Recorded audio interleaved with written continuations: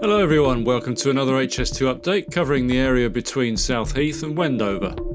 Along this section there are a number of bridges, including 2 viaducts at Wendover Dean and Small Dean. All new aerial footage is filmed with the DJI Mini 5 Pro.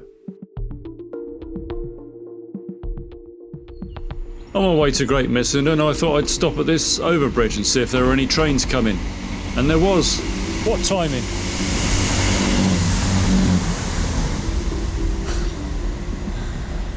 I just thought I'd just have a look at this, the railway line.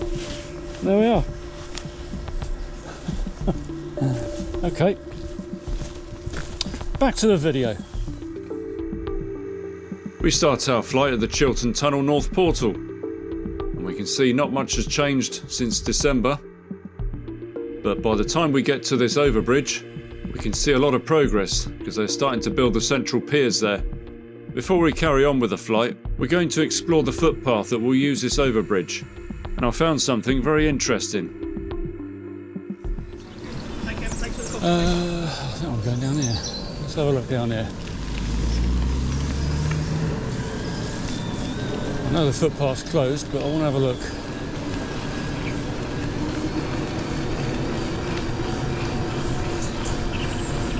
Not been down here before. Oh right, so that's the gates to the old house that was there. Fascinating. Wow.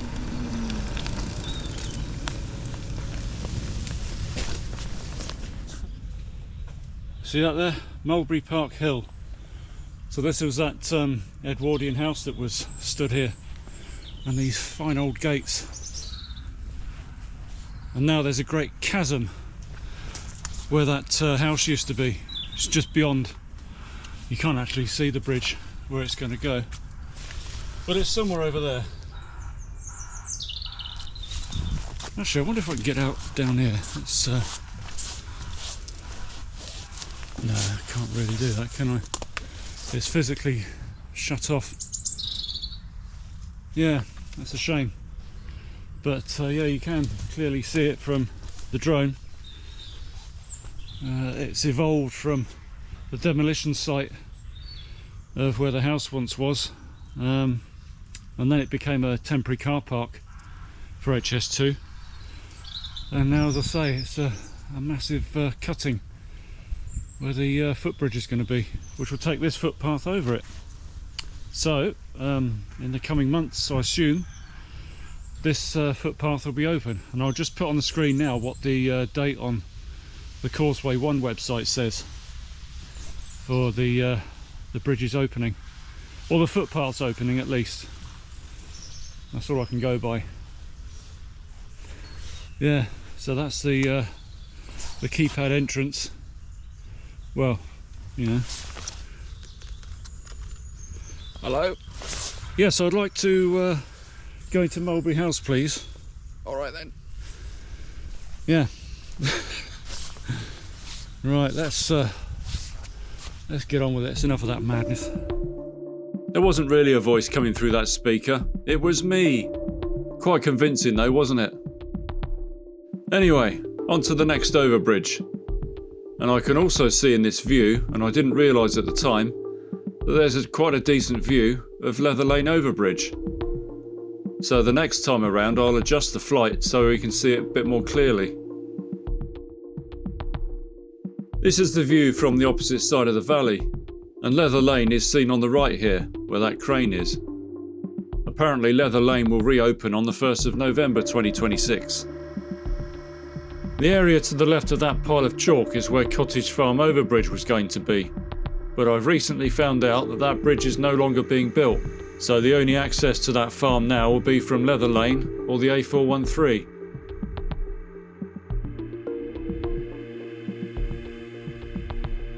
So here's Bowood Lane Overbridge, with Jones Hill Wood coming into view on the left, or what's left of it. This is a good view of the gradient that leads down to Wendover Dean Viaduct, so you can see how much ground they've got to excavate to get it down to the level of the viaduct. And here is Wendover Dean Viaduct. That cage-like structure is being used to build the deck cantilevers, which they've been doing in between each of the piers there. So once it gets to one end, it'll go back the other way and fill in the gaps. And once that's done, we'll be at the stage where they can fit the parapets then. We're now looking towards the woodland at King's Ash, with the London Road at the bottom of the screen there.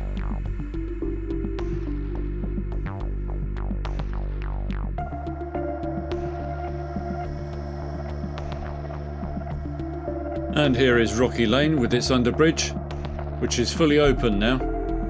There's still a lot of work to do either side of it though, because the embankment needs to be built up. And in this view, looking back from Hog Trough Lane, you can clearly see the scale of this embankment.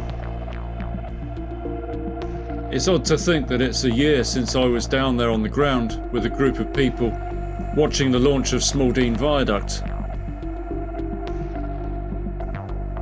And here's the viaduct now coming into view, and it's now reached a stage where they're fitting the parapets.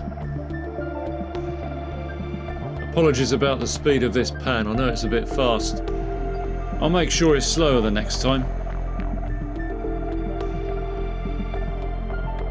As we reach Grove Farm underbridge, we come to the end of the aerial footage for this section.